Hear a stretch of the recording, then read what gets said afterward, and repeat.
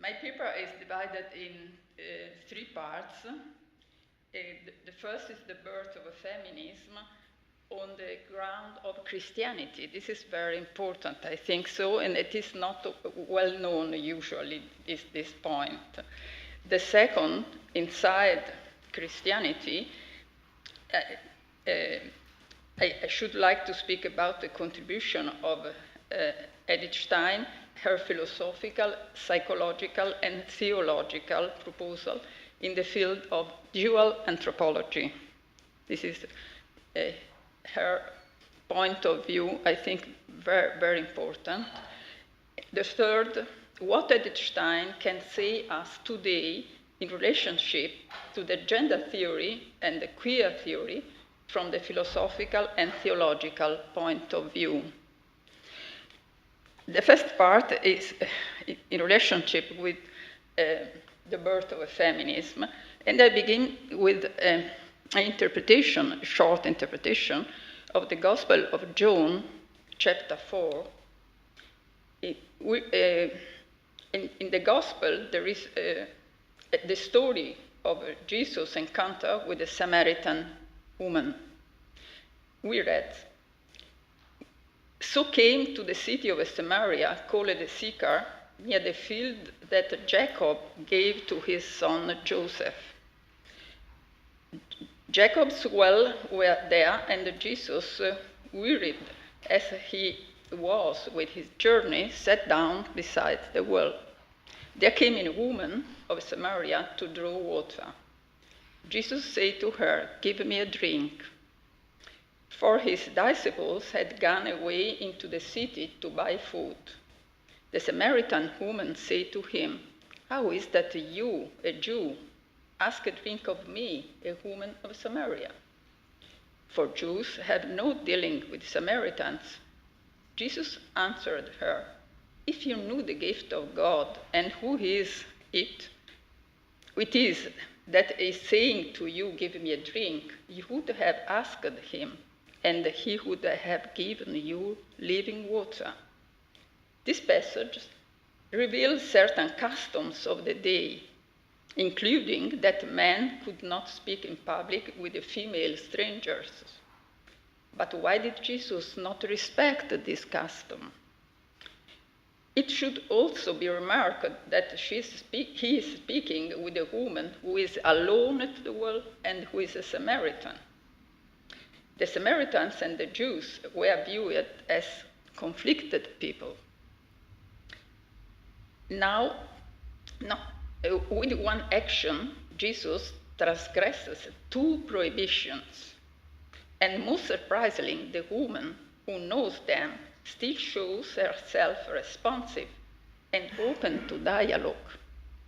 Does she display what may be typically called a female curiosity?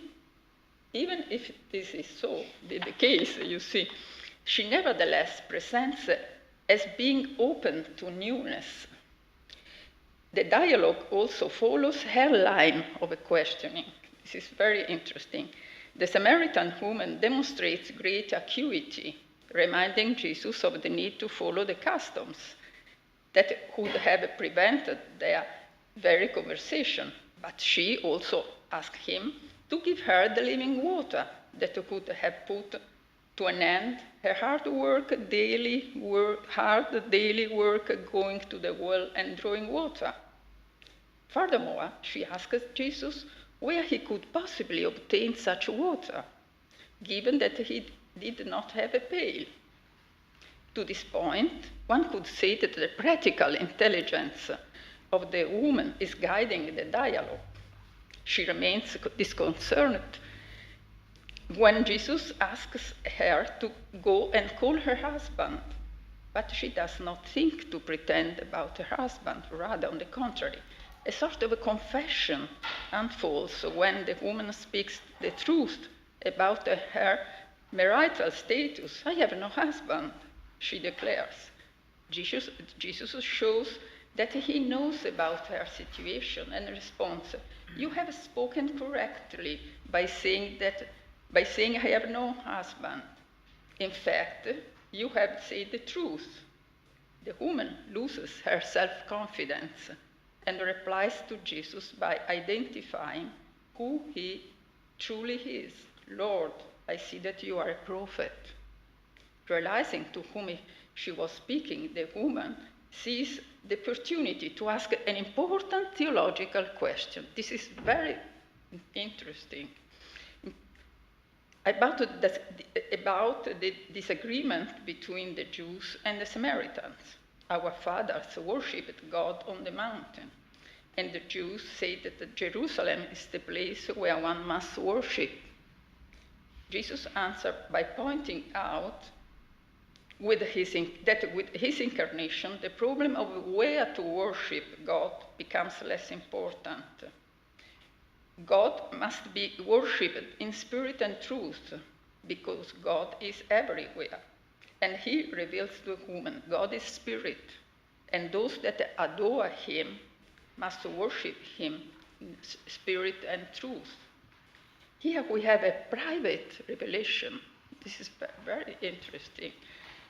Like the famous one made to Peter, the woman connects the words of Jesus to the figure of the Messiah, ultimately obtaining the full confirmation of Jesus as a Messiah. She will tell the revelation to her fellow citizens who will believe her words, and they will contravene convention by respecting the word of a woman. Usually, woman's speech and the words were seen to be without value. This episode reveals a background of social discrimination and the legal inferiority of a woman, but also Jesus overcoming this situation. The Gospel of John was studied mostly by priests from the early beginnings of the Christian Church to John Paul II. But the latter was the first to link explicitly and, more important, officially, the aforementioned gospel narrative to the recognition of women's dignity and their equality to men insofar as both are human beings. In 1988, John Paul II wrote an apostolic letter with its famous beginning, Mulieris Dignitatem, the dignity of woman, to put an end to discrimination and prejudice against women in society and in the church. He saw men and women as equals, challenging not only customs and traditions, which were present in the Catholic Church, but also in various secular institutional practices. But this was not the first time that the gospel, and not only the story of the Samaritan woman, but also other accounts of Jesus' relationship with women were read in this way. We look at how women read the gospel in order to understand Jesus' behavior towards them. And we see that in the 20th century was very rich and productive in this regard. We also note that at first the Protestant Reformation, and I think this is an important historical point, you see, the Protestant Reformation, especially Calvinism, saw women in non-traditional way. We see evidence of this revolution in Protestant thinking in the origins of the nascent United States, you remember, and first in the Puritan communities of England. Women who could directly read the sacred texts without the mediation of a priestess, this is the point, without the mediation of the church. Every church, you see, took refuge in religion to affirm civil rights within the spirit of the Reformation. In particular, reformed the communities in English Revolution, first in English Revolution, gave to women an ideal of perfection that represented a unique service not connected to the sex, and which women could be equal to men, even surpassing them. I quote from a study written by an article, an essay written by Schulte von Kessel, a history contained in History of Women in the Renaissance. We have 4 volumes about the history of women. Perhaps you know them. But not everything was framed within the religious practice, though religion provided the possibility to find in the strength for social and political action for women that not only belonged to the higher social classes, but also to those women belonging to the lower classes, which was an unprecedented move. In England, women expressed themselves through petition inspired by John Lilburn's theory of levelers, who argued for democracy. The first idea of democracy was there, you see, not later. This is very interesting. For religious sects within the sphere of politics. It was in 1642. The demand for the vote by the levelers was accompanied by similar requests by women.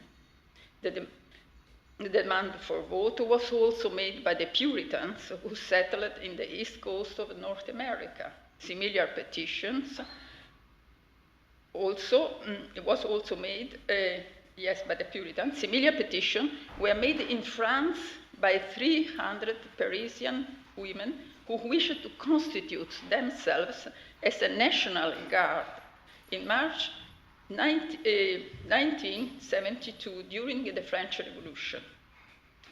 Men's response was always the same. Women's demands are impractical because women, by nature, are incapable of engaging with the social world. This is the point, you see, very important point. Women, however, does not discourage it, and the movements that originated within the sphere of religion, became secularized, ultimately distancing itself from all the churches. The deafness of men would come to determine in large part the fate of feminism, which was to become a secular movement. Because the diffidence of men concerning the effective insertion of women into society and politics was always linked to the claim of women's incapacity being rooted in a feminine nature, and because the cultural changes throughout the course of the 17th and 20th century brought about by and spread through schools and universities, in particular through the ruling classes, which included women, certain women manifested an interest for philosophy and above all for anthropological themes and questions, thereby turning their reflection and thinking on the question of the sense of the feminine. Within this philosophical context in Germany, we find Edith Stein. I say Edith Stein in German, but if you want, we can say Edith. I wish here to explore her theoretical contribution, largely because I find her arguments both profound and convincing. And this is the second part. The novelty of Stein's philosophy consists not only in her bringing to light the characteristics of the feminine, especially when she affirms that a woman cannot be grasped without examining the characteristics of a masculine. This is novelty, you see. But also in elaborating what I call a dual anthropology.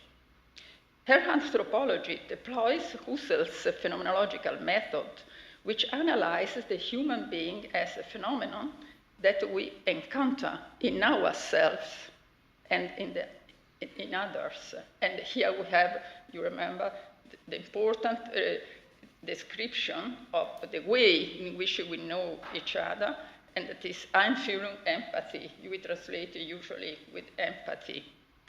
It is clear that by taking on the philosophical, phenomenological attitude, the first thing to become evident is the universal structure of the human.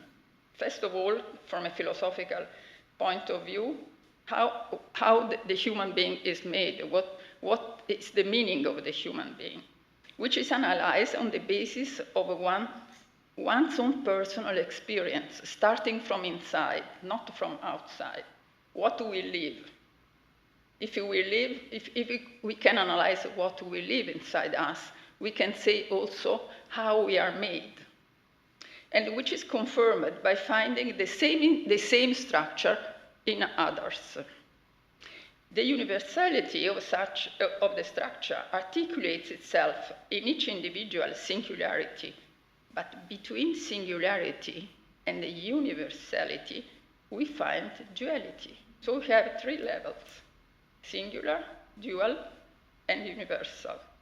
And we are capable to go up and down, you see, to see people in their singularity, and then say, this is a woman, this is a woman, this is a man, and what is the meaning of the human being? There are three levels. This is from a philosophical point of view, sure. Then we can try to briefly to explain what is the meaning of the human being, just to understand the dual anthropology.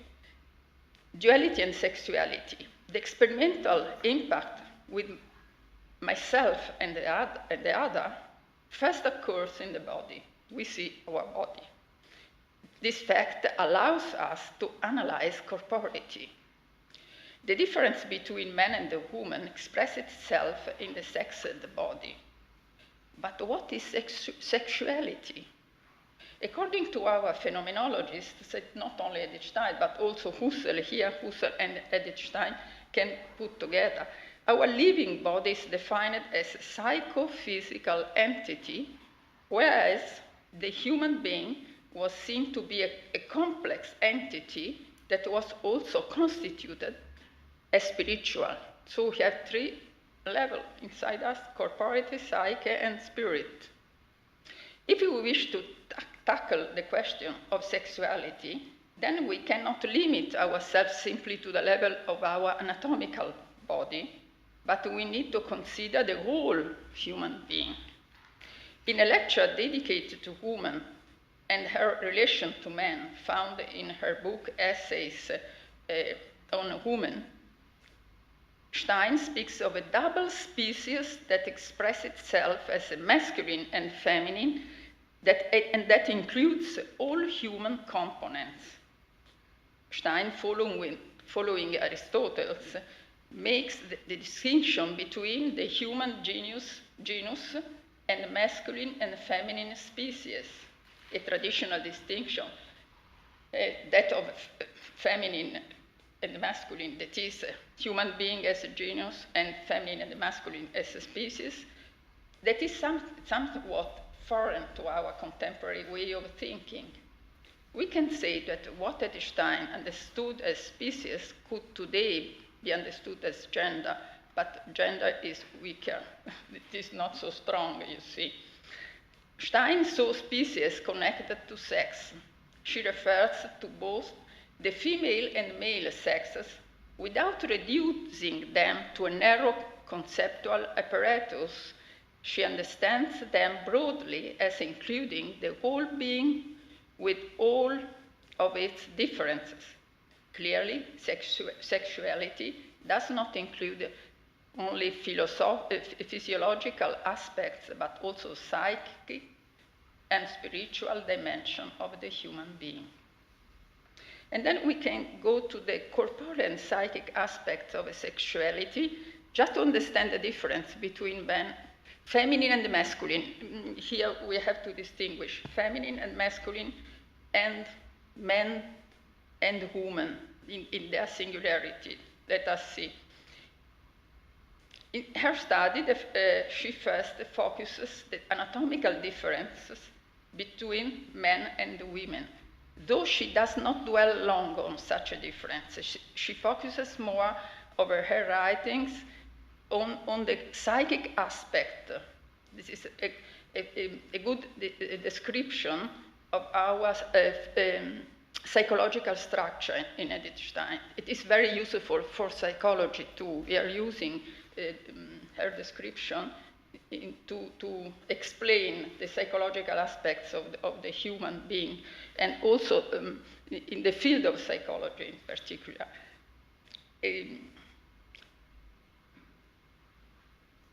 Yes, and what is the difference? The unidirectionality of the masculine and the completeness of the feminine, which may also be found in the anatomic level as far as the spiritual level.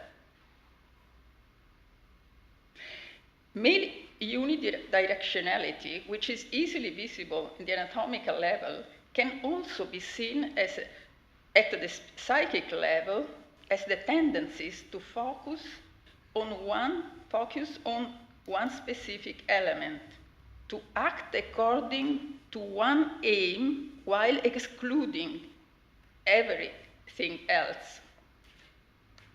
Other directions and possibilities become closed off.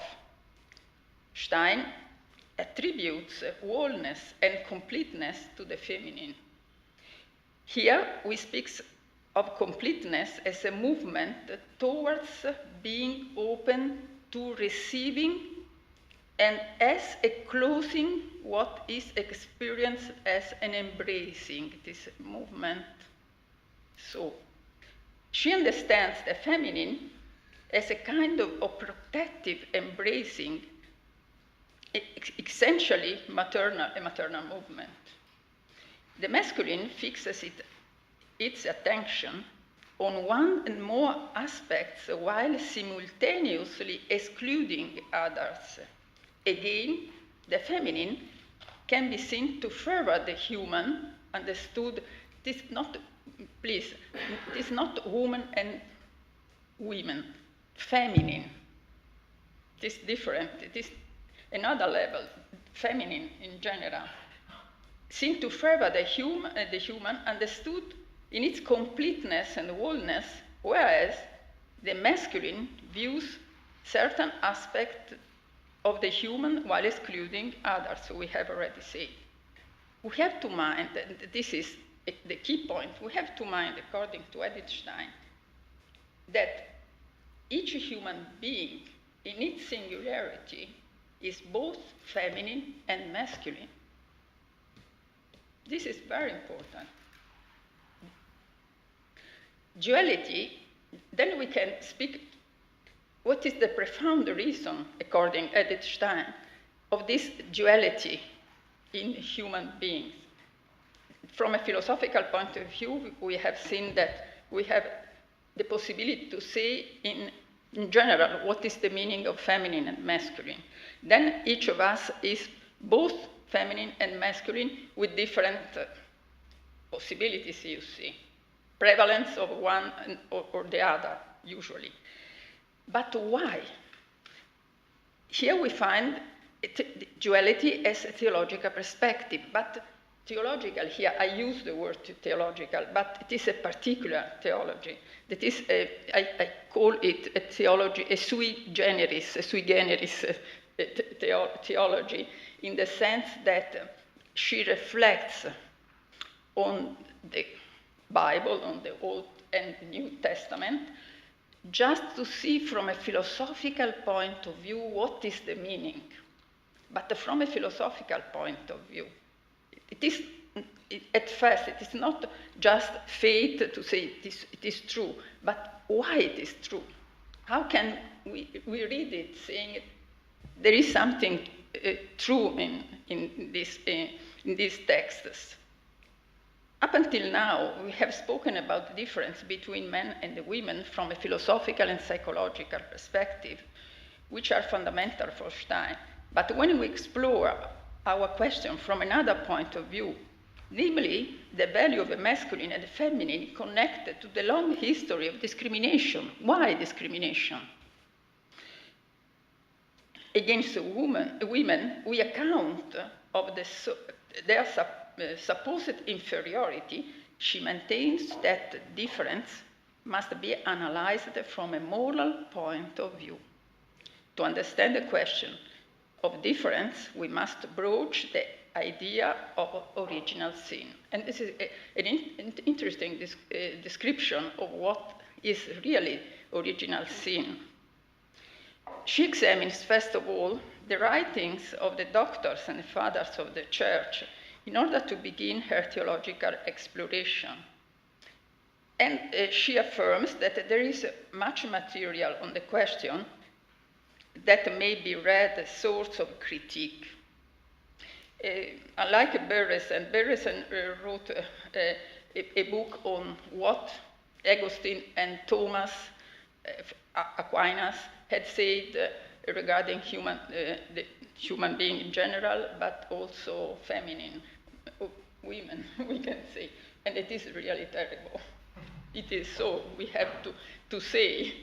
They are saints, but in any case, regarding our way of thinking, and here Edith Stein was against St. Thomas. She said, Thomas said, vir est principium mulieris et finis. That is, man is the principle and then the woman. And why, she said. It is not so. We cannot find, not even in the Bible we can find this. There are customs, you see.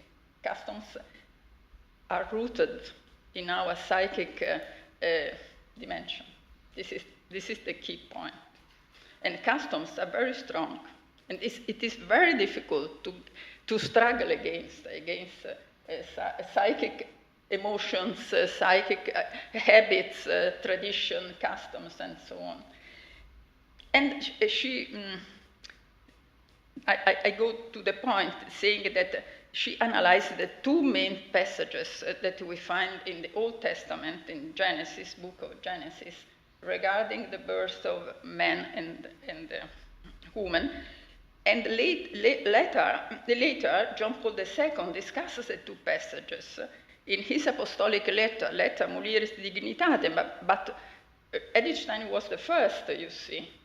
This is very interesting, and John Paul II said that, he read very well Stein's texts just to write what he said in Mulieris Dignitatem.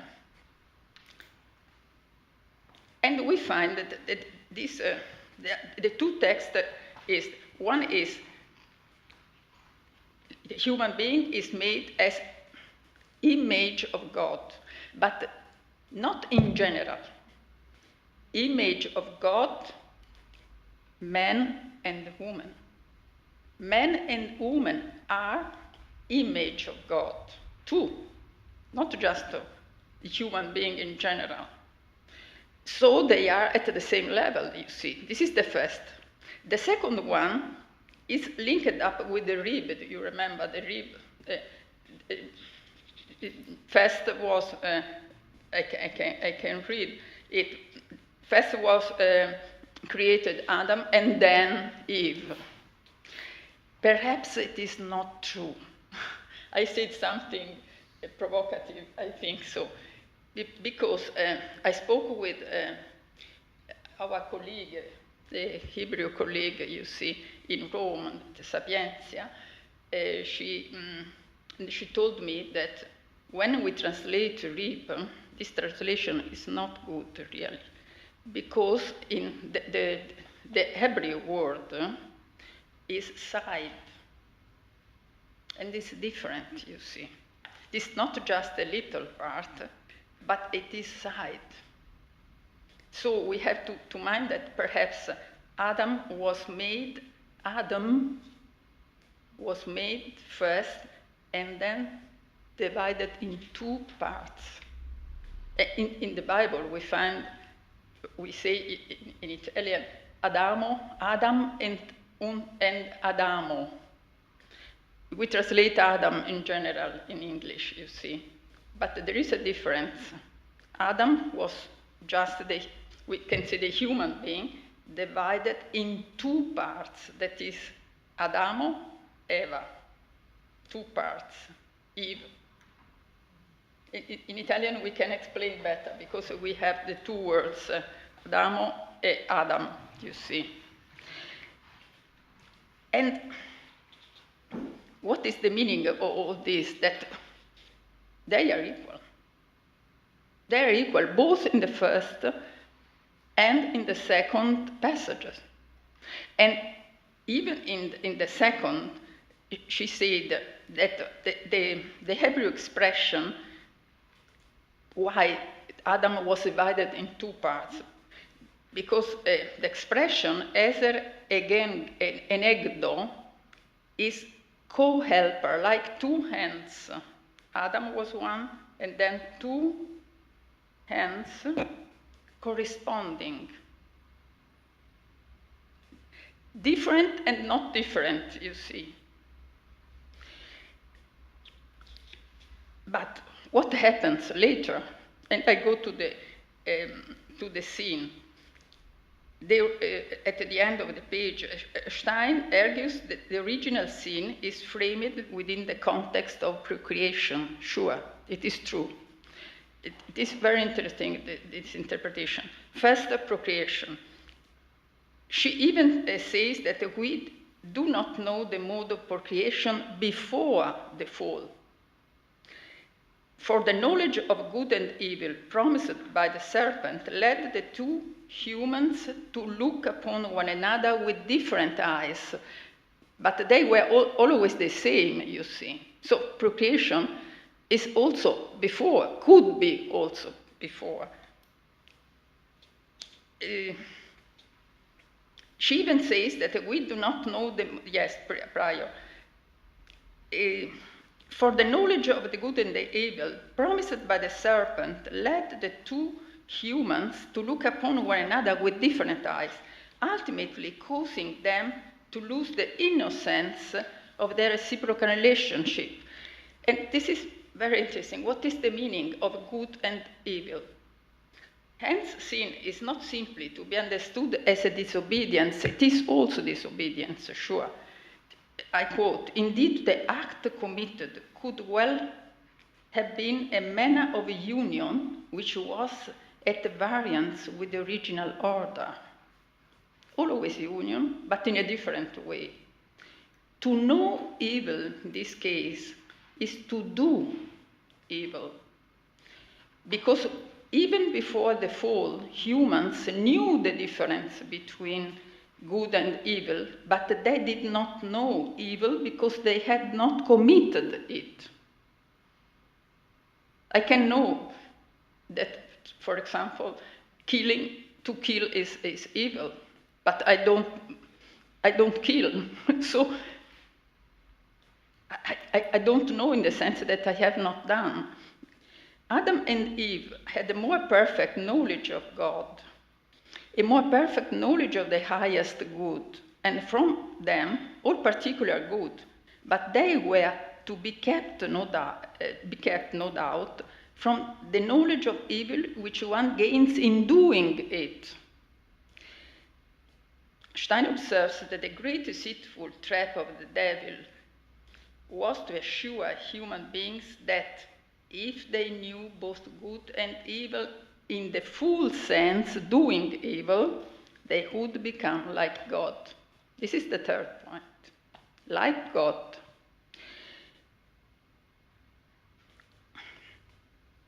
What then did human beings aspire to become? We can think also about ourselves. Was it to know everything? Why things happened? Sure. Human beings, but why? I think that, and Edith Stein said, so too, human beings had a trace of the absolute in themselves. And therefore, they had some knowledge, though vague, of the nature of things. But human beings are also aware of their finitude. We are in a strange position. We should like to be absolute, and at the same time we are finite. And this is a struggle inside us. if they, human, do not humbly accept their finite condition, there arises in them, both Adam and Eve, for example, and in us too, the overarching desire to be like God. And to be like God is a key point, I think, regarding also our contemporary age. Atheism is so. I want to be like God. If there is God, I want to be God, for example, Nietzsche. This is very interesting. Here we have a dealing with the sin of pride, disobedience, and then pride. Sin which both first humans shared, both Adam and Eve. This pride lies at the basis of God's condemnation as well as the conflict between human beings. And God declares to the serpent, I will put enmity between you and the woman, and between you a seed and her seed. He shall bruise your head, and you shall bruise his heel.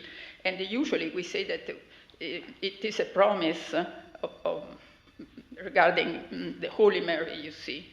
But Edith Stein said it is not just so. It regards all the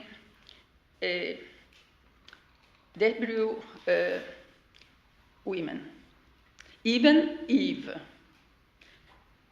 Eve understood that salvation will come through her possibility to give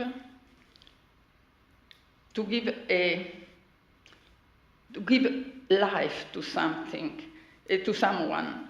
And she said, Eve said, I have gotten a man from the Lord. After the sin, you see. Lord is there, after the sin. Lord, give me a man. And you know that Edith Stein was Hebrew, was Jewish, or a Jew. And she became later Catholic.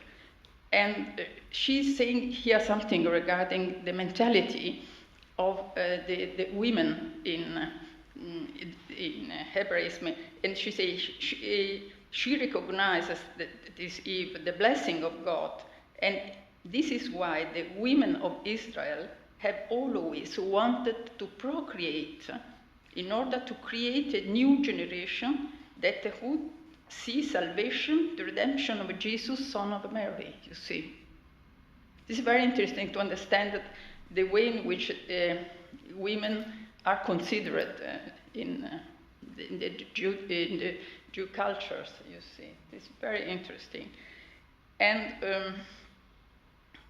the third point is Edith Stein's treatment of a theological method also contains another precious insight relevant for our understanding of what is currently occurring in the Western culture. How can we use this interpretation regarding the duality? And I discovered that there is one text in Edith Stein writings that are very interesting. She distinguishes nature and essence.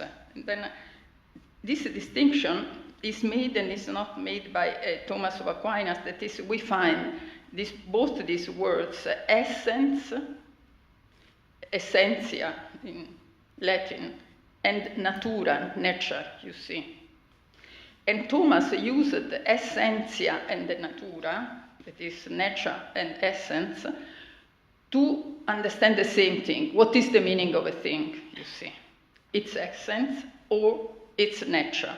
And nature, in this sense, is different from nature regarding the usual way of saying nature, you see. When we say nature, we say something physically, the trees, the animals, and so on. But in Latin, we can use, in the medieval age, nature as essence. That is the meaning of the thing. What is the nature of this, for example?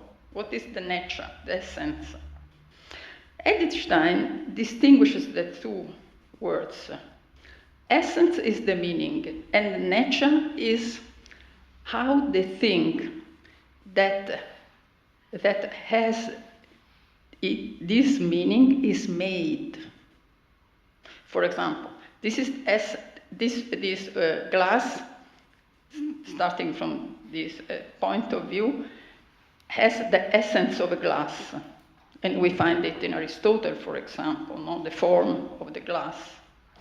But this glass is the realization of the form, and it is particular, and has its own nature. Nature is the realization, the concretization. This is the difference that Edith Stein puts in relationship with essence and nature. And she said, we can apply this. And I quote this text, it is rather difficult, but I think it is very, very important. In the page 13, she writes, with Thomas, natura and essentia are used frequently as synonyms. Both denote which the thing is in itself. She also remarks, but this whatness of the thing itself can be understood from different perspectives. First, there are two ways. First, as that which is given to the thing in the act of creation, as it is placed into existence, and therefore, as it was destined to function, and thus the term natura, nature, is suitable. This whatness, second, can also be understood as that which we find in the thing which is proper and necessary in contrast with all external qualities, behavioral patterns and manners, which depends on the external and accidental conditions of its existence, and for that the term essence is suitable. The essence of the glass, or this glass, as a concrete nature of this glass, is made so and so. If we apply, yes, we can understand this. Why Edith Stein says this? He was linked up with Husserl and with the idea of variation. According to Husserl, essence is the invariant, and there are many variations of this essence. So we can grasp the invariable among the variables. Human cognition may grasp variations, but if one has to say what a thing is, human beings are capable of grasping the sense of the thing.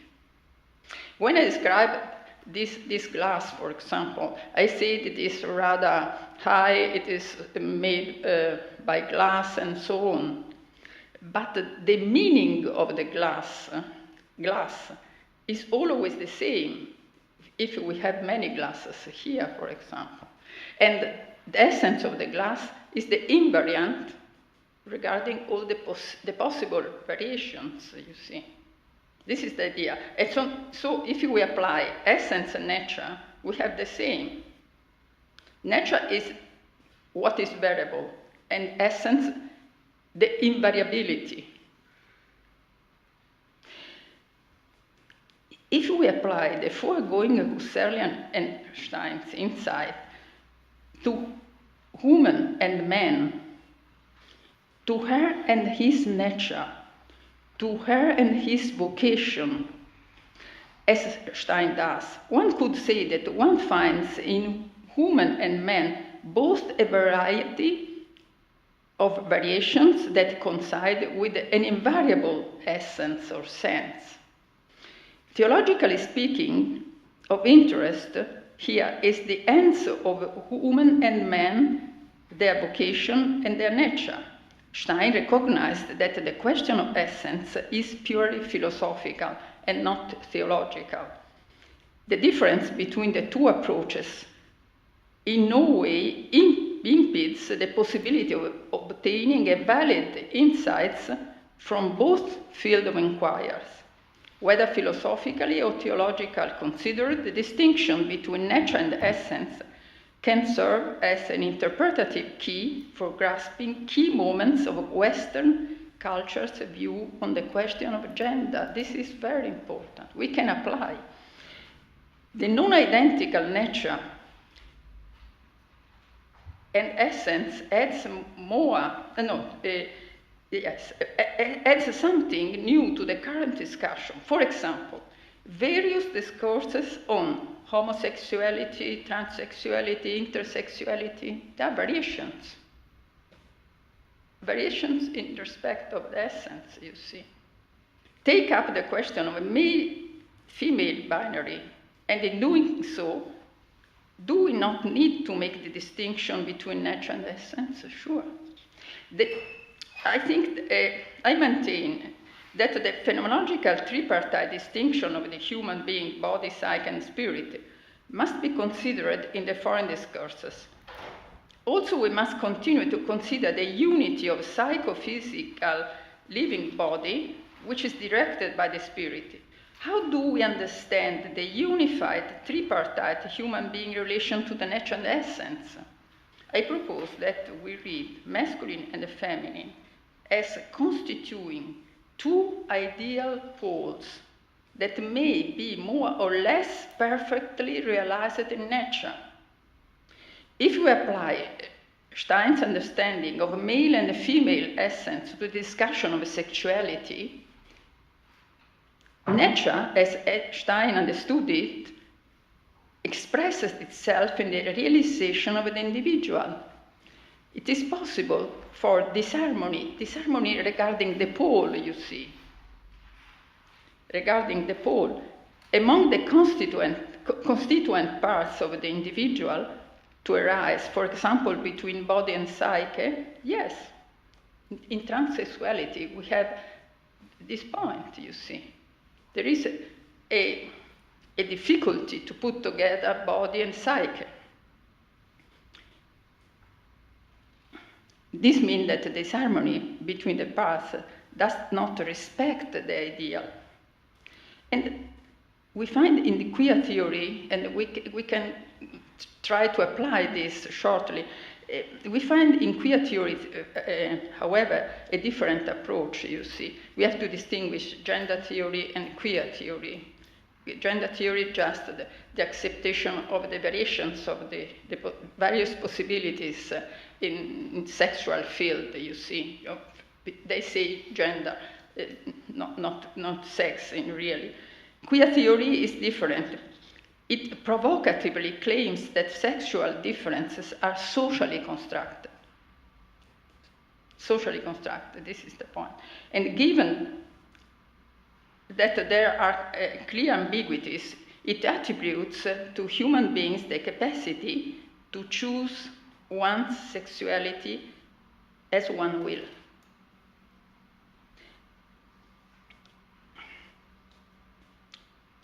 Admittedly, a culture's customs cannot always be considered, according to me and according to Edith Stein, as rules that need to be followed.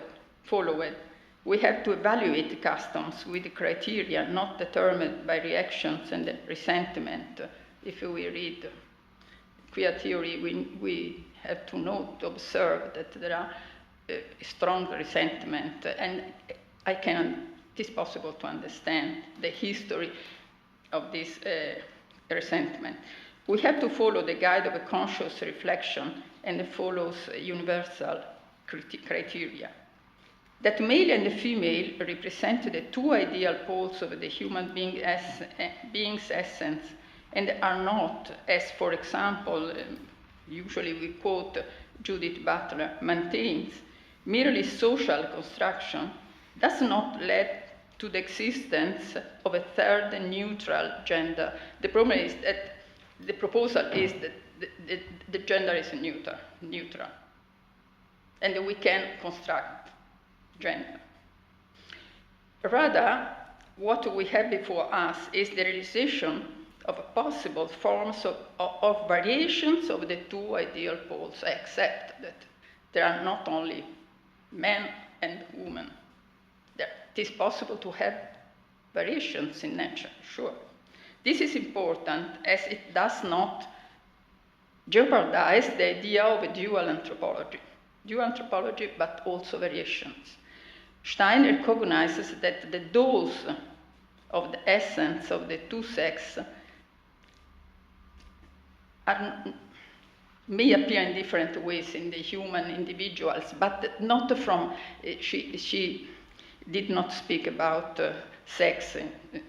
At that time, it was not, the problem was not discussed, you see. In the synthesis, short, we have seen grosso modo how Stein fits with the feminist movement. Her originality consists first in philosophical, considering the question of the feminine, and maintaining the necessity of treating the essence of a human being in all its universal aspect, which includes the duality of both male and female. Second, she gives us the opportunity to consider sexual difference from a psychological perspective. Third, she gives us a theological framework to consider the original conflict between the sexes. Stein allows us to think the human condition as created beings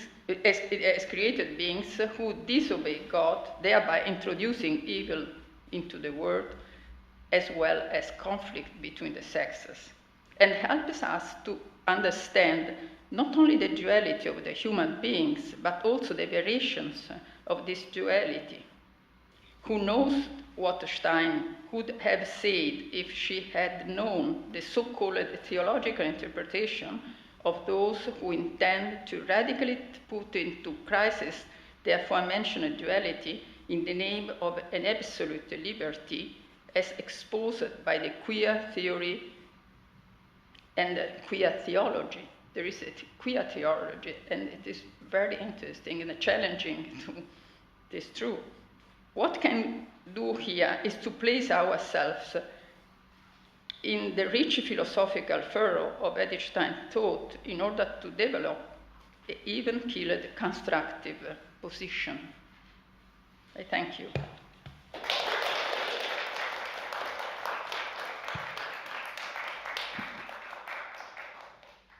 Thank you very much. That was very interesting. Yes, I can speak louder. I'm just thinking my question. You said initially something about the human being consisting of three levels: the body, the psyche, and the spirit. And then you developed this contrast between masculinity and femininity in Stein. I might have missed it, but is there a point, or did Stein believe, or do you believe that you can also find that duality on those three levels, so you can have sort of masculinity? Duality. We find reality at three levels, yes. And also in Stein? In Stein. Good. Yes, duality is three levels. That is, we have, for example, our body is made so and so regarding regarding our constitution. That is, if we are women, it is made so and so. But also our psyche has a tendencies, you see, different. It is the same, and the structure is the same, you see. But what is the difference, for example, between motherhood, and fatherhood? We can find something equal and something different, you see. The maternal attitude is different from the paternal one, but we have to mind that each of us contains both feminine and masculine. So we can find a woman who is masculine to some extent and a man who is more feminine to some extent, not regarding homosexuality and so on, but also the natural attitude. For example, we take care for children. We know that, excuse me, my voice is out.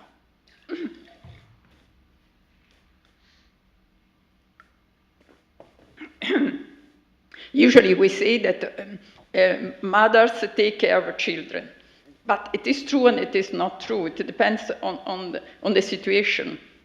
We have also fathers who can take care of children. So what we call the maternal attitude can be also lived by a father for a man. Because in the singularity, the dose can be particularly. Each of us is, how can we say, each of us is not only an island, but it is something very complex, you see.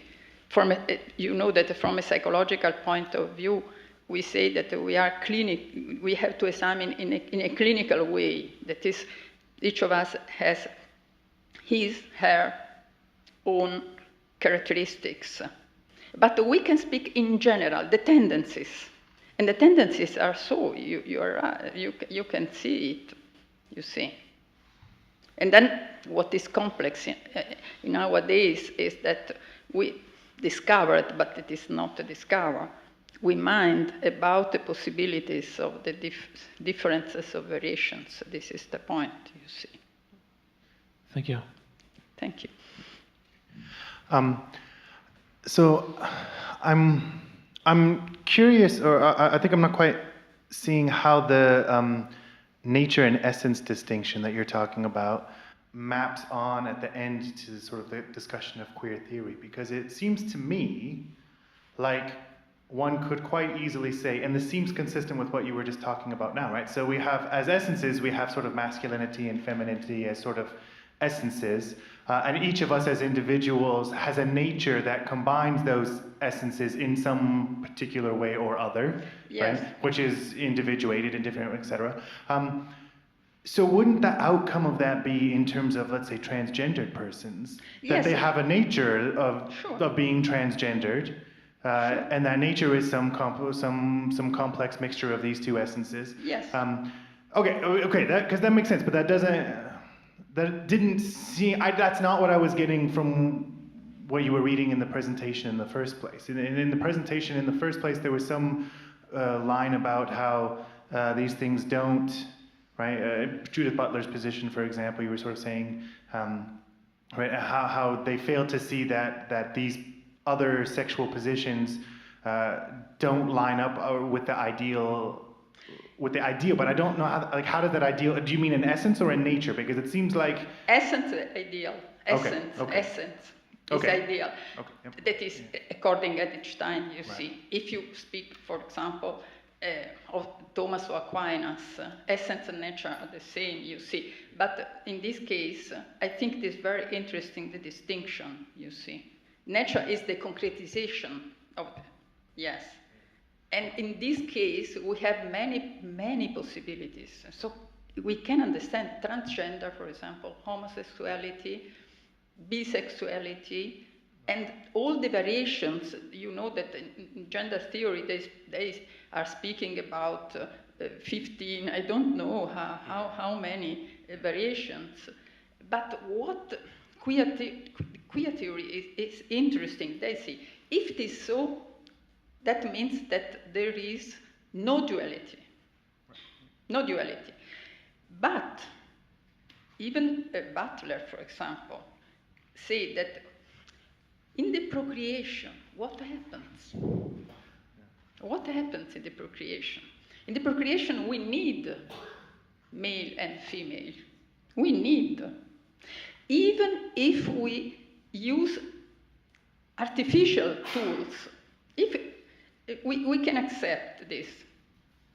Or even if we create a male and a female, it is impossible to go out. Otherwise, we have to stop.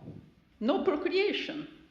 Do you remember an heresy of a Qatari? Qatari, I don't know how in English. Qatar. Yeah. Qatar. They say that we have to stop to procreate. because evil is everywhere and we have to stop. It is not necessary to procreate. If we say that there is no duality, we have to stop. How we can have procreation? This is, in this sense, we can speak of the necessity of an essence. Yes. Starting from our experience, how proceed the procreations. Yes. I just wanted to piggyback onto what you Yes. were saying, just to make sure that, I mean, my understanding is Judith Butler and queer theory is saying that essentially it's, you know, Gender theory. queer theory is saying that we are essentially, we come into the world sort of neutral, and that because of culture and our own choices, we choose our this identity. And I think it's the contrast between Butler and Stein is just they're just coming from it from different Yes, it is necessary to go deeper. You are right. In this sense, it is true. The problem is this one, from a theoretical point of view. What is the meaning of a human being in itself? I say itself just to, in itself, in relationship with others and society. What comes before? Society of the human or the human being? This is a false question. Both are linked, you see. So we cannot say that we are made by society. It is true that society influenced us, but society is the result of many individuals. Individuality cannot be put apart, you see. We have to mind about individuality. If you have a child, for example, you see that this child has something in itself that is different from others. So I can try to transform it, but to some extent it is not possible. I think so. So I think that we have to mind about the singularity and the society. Sometimes it's true that we are compelled. It is true, and this is I think that the problem put in evidence by Butler. I can understand all the history of the feminism, of the feminist movement, you see.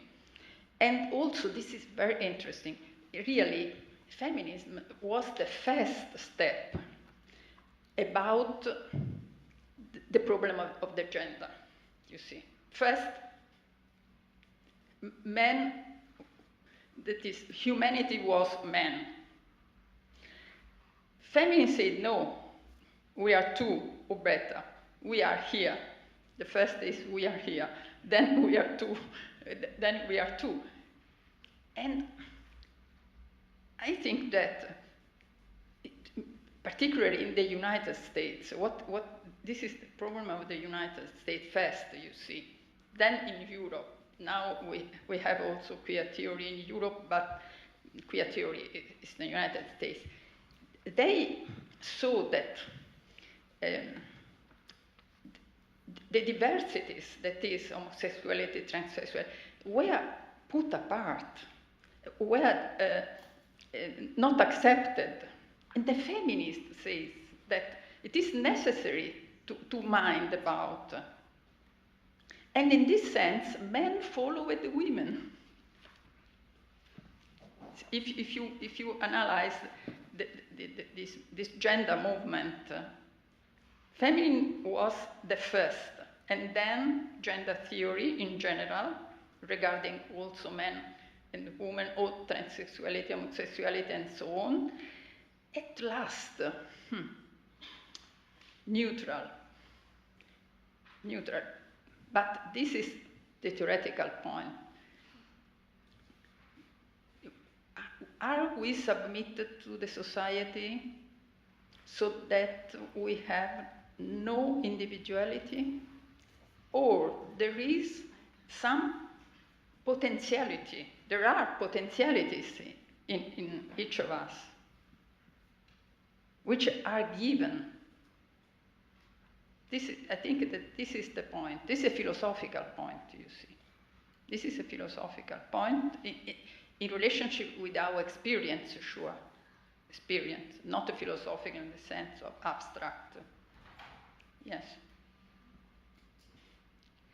Can I ask you, when we think about the mystical approach, we may say that the essence of the human being is androgynous.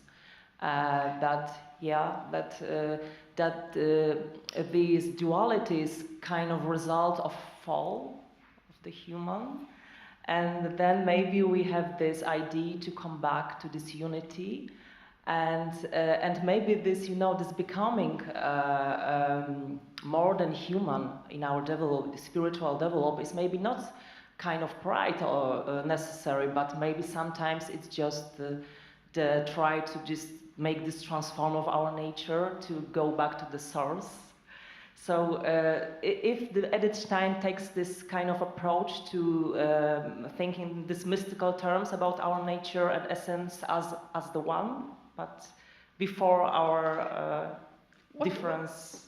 What is your interpretation of mystical?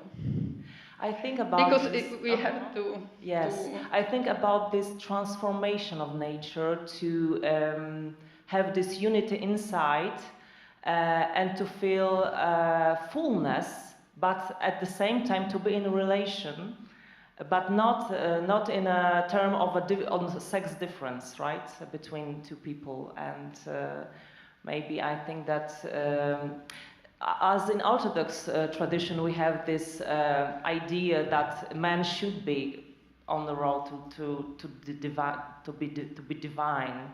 But of course, as we say that there is no me inside, there is Christ in me. We have it in a Bible, right? That every of us should just go this road. And Nikolai Berdyaev said that the Christ was androgynous and the Buddha was androgynous, and we should just also go. Adam was. Also yes, and then you remember here. And he said this is our future, that we should just go to this unity again. And yes, but when we say androgyny, we say two. Yes. Not very, one. Yeah, this is not one. We say two. And we have said that inside us we have both feminine and masculine. It is true, but first, there is a dose. We cannot say we are masculine and feminine without. There is a particular dose, you see, and this is, I think that I have to accept it first, and second.